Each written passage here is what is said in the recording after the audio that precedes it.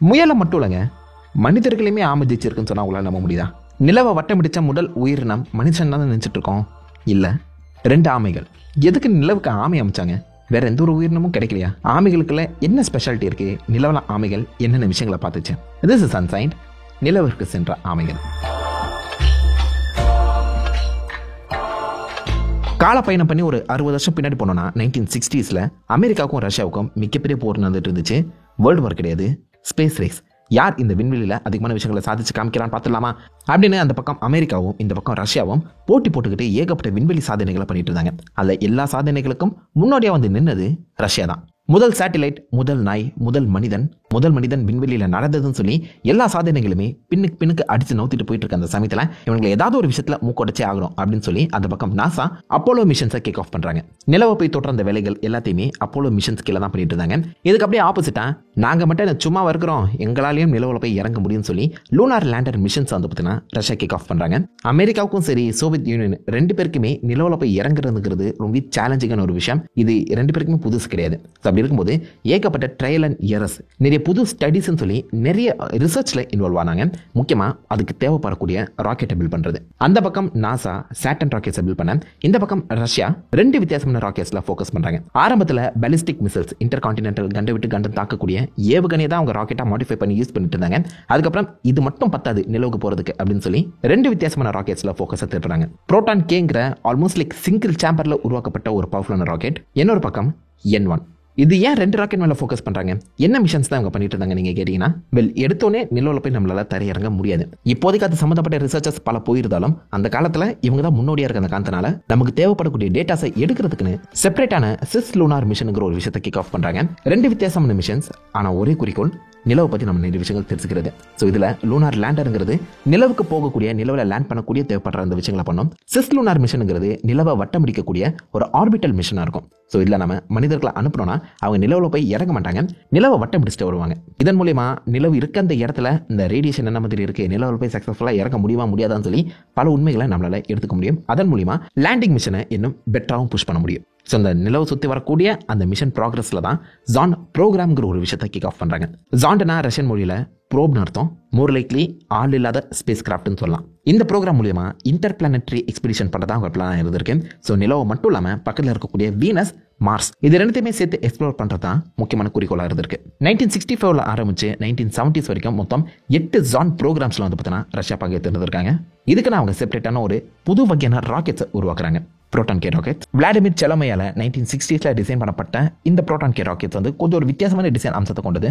Already அவங்க கிட்ட இருந்த super heavy inter continental ballistic missiles modify பண்ணி தான் இந்த ராக்கெட்ஸை உருவாக்கியிருக்காங்க. ரொம்பவே பயங்கரமான நச்சுத்தன்மை கொண்ட அன்சிமெட்ரிக்கல் டைமித்தல் ஹைட்ரஜன்ங்கிற ஒரு வித்தியாசமான ப்ரொபலண்ட்டை யூஸ் பண்ணியிருக்காங்க. இதோட அந்த சுவாச காற்று உங்க மேலே பட்டாலே நெருப்பு சாவறதுக்கான வாய்ப்புகள் இருக்கு. 3 ஸ்டேஜ் ராக்கெட் இது ப்ரொடியூஸ் பண்ணக்கூடிய பவர் ரொம்ப அதிகம். இதோடைய இக்னிஷனுக்கும் தனியாக செலவு பண்ண வேண்டிய தேவை கிடையாது. ராக்கெட்டோட நில முக்கியமான பார்ட்ஸை கம்மி பண்ணி ஃபியூலோட எஃபிஷியன்ஸை அதிகப்படுத்தி நிலவுக்கு ஒரு ஸ்பேஸ் கிராஃப்டை புஷ் பண்ணுற அளவுக்கு ஸ்ட்ராங்கான பவர்ஃபுல்லான ராக்கெட்டை கிரியேட் பண்ணுறாங்க. இதோடைய அப்பர் ஸ்டேஜில் பிளாக் டீன் சொல்லப்படுற ஒரு செப்பரேட் மாடியூலை அட்டாச் பண்ணியிருப்பாங்க. ஸோ இது டிரான்ஸ்லூனார் இன்ஜெக்ஷன் சொல்லப்படக்கூடிய நிலவுக்கு தேவையான அந்த பாதையில் கொண்டு போய் கரெக்டாக நம்ம இந்த ஸ்பேஸ் கிராஃப்டை சேர்த்துறோம். அண்ட் அவங்க ஸ்பேஸ் கிராஃப்ட்டுக்கு யூஸ் பண்ணது ஆப்வியஸாக ஆல்ரெடி இந்த இன்டர்நேஷனல் ஸ்பேஸ் ஸ்டேஷனுக்கு அவங்க பிளான் பண்ணி வச்சிருந்த சோயிஸ் மாடியூல். ஸோ அது ரொம்ப எஃபிஷியன்டான ஒரு மாடியூல். அதை கொஞ்சம் ஸ்லிம் ஆக்கி இந்த இடத்துல இந்த பிளாக் டீல ஃபிட் ஆகிற மாதிரி ஒரு புது வித்தியாசமான ஸ்பேஸ் கிராஃப்ட் மாடியூலை உருவாக்கி நிலவுக்கு போய் ரிட்டர்ன் ஆகிறத ஒரு பிளானை இப்போதைக்கு பண்ணிட்டு இருக்காங்க. நிலவுக்கு போய் லேண்ட் ஆகிறது இல்லை முக்கிய குறிக்கோள் கிடையாது. நம்ம இங்கிருந்து கிளம்பி நிலவுக்கு போயிட்டு திரும்ப வரோம், அவ்வளோதான். நிலவை ஆர்பிட் கூட பண்ண போகிறது இல்லைங்க. நிலவை போய் அப்படியே எட்டி பார்த்துட்டு வர போகிறோம். அப்படியே போகிறவங்க லேண்ட் பண்ணிக்கலாமே அப்படின்னு நீங்கள் கேட்டிங்கன்னா, லேண்டருங்கிறது செப்பரேட் ஃபங்க்ஷன்.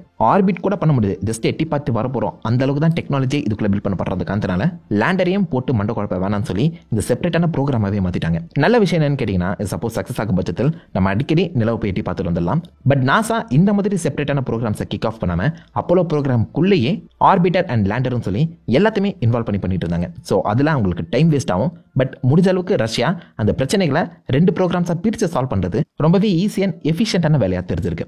ஜாண்ட் 1 ஜாண்ட் 2 அந்த இன்டர் கம்யூனிகேஷனை தொடர்ந்து ஜாண்ட் 3ங்கிறது லிட்டரா நம்ம நிலவோட மறுபக்கத்தை போட்டோ எடுத்துட்டு வந்துச்சு. உள்ள யாருமே போகல, ஜஸ்ட் ஸ்பேஸ் கிராஃப்ட் மட்டும் போய் நிலவோட மறுபக்கத்தை தெளிவாக போட்டோ எடுத்துட்டு வந்துச்சு. ஃபார் சைட் ஆஃப் த மூன்னு சொல்லுவாங்க. ஜாண்ட் 4ல தான் மனிதர்களை அனுப்ப பிளான் பண்ணி வச்சிருந்த சோயிஸ் 7K L1ங்கிற அந்த ஸ்பேஸ் கிராஃப்ட் டெஸ்ட் பண்ணப்பட்டது. ஸோ இல்லை டிரான்ஸ்லூனார் இன்ஜெக்டரை மட்டும் தான் அவங்க டெஸ்ட் பண்ணி பார்த்துருக்காங்க. நிலவை ஆர்பிட் பண்ணுறது வட்டமிடுறது பிளான் கிடையாது, ஜஸ்ட் எட்டி பார்த்துட்டு வர்றது மட்டும்தான் திட்டமே, லூப் அரவுண்டுன்னு சொல்லுவாங்க. ஸோ அந்த வகையில் ஜாண்ட் 5ல ஹியூமன்ஸை அனுப்பி முதல் மனிதர்களை நாங்கள் நிலவை வட்டமடிக்க வச்சிட்டோம் அப்படிங்கிற ஒரு பேரை எடுக்கிறதுக்கு சோவியத் யூனியன் படாதப்படுப்பட்டாங்க. ஏன்னா அது வரைக்கும் அவங்க பிளான் பண்ணி எடுத்து நடத்தின அந்த ஜாண்ட் ப்ரோக்ராம்ஸில் இருந்த ரிட்டர்ன் மிஷனுங்கிறது கொஞ்சம் கஷ்டமாக இருந்திருக்கு. அதுவும் இந்த ரீஎன்ட்ரி, பூமிக்குள்ள ரீஎன்ட்ரி ஆகும்போது ஏற்பட்ட அந்த ஹீட்டை மனிதனால கண்டிப்பாக தாங்கியிருக்கவே முடியாது. ஸோ மனிதர்களை உயிரோட கொண்டு போய் ரிட்டர்ன் கொண்டு வரது தான் பிளானாக இருக்க அந்த காரணத்தினால இதை இன்னும் நம்ம வந்து மாடிஃபை பண்ணணும். இதுக்கு நமக்கு தேவைப்படக்கூடிய அந்த ரிசல்ட்ஸை மனிதர்களை வச்சு எடுக்காம மிருகங்களை வச்சு கலெக்ட் பண்ணிக்கிட்டா அடுத்த மனிதர்களை அனுப்புறது இன்னும் ஈஸியாக இருக்கும்னு சொல்லி ஜாண்ட் 5 ப்ரோக்ராமில் முதல் மிருகங்களை நிலவை சுற்றி வர அனுப்ப பிளான் பண்ணுறாங்க. இதுக்குமே அவங்களுடைய சோயூஸ் 7K அந்த ஸ்பேஸ் கிராஃப்டை தான் யூஸ் பண்ணுறாங்க. சர்க்கம் லூனார் ப்ராஜெக்ட் இது. அண்ட் இந்த முறை அந்த ஸ்பேஸ் கிராஃப்ட் தனியாக போக போது கிடையாது, உள்ள 5 உயிர்கள் இருக்க போது. சில நுண்ணிய உயிர்கள் லைக் பாக்டீரியாஸ், ஆல்கேஸ் வைக்கப்பட்டிருக்கேன். மரங்களோட விதைகள், முக்கியமாக டொமேட்டோ, தக்காளி விதை, கத்திரிக்காய் விதை, பூசணிக்காய் விதைன்னு சொல்லி பார்த்தீங்கன்னா அதை வச்சு அமைச்சிருக்காங்க. ஈக்களோட முட்டை, ஃப்ரூட் ஃப்ளைஸோட முட்டைகள் வைக்கப்பட்டிருக்கேன். அண்ட் அதை தாண்டி முக்கியமாக 2 ஆமைகளை சூஸ் பண்ணுறாங்க. ஸ்டெப்பே இன வகை ஆமைகளை வந்து பார்த்தீங்கன்னா அவங்க சூஸ் பண்ணி அனுப்ப பிளான் பண்ணுறாங்க. எதுக்கு ஆமைகளை சூஸ் பண்ணாங்க? ஒன்று, அது ரொம்பவே ரெசிலியன்ட், அதிக நாட்கள் சாப்பிடாம வாழும்.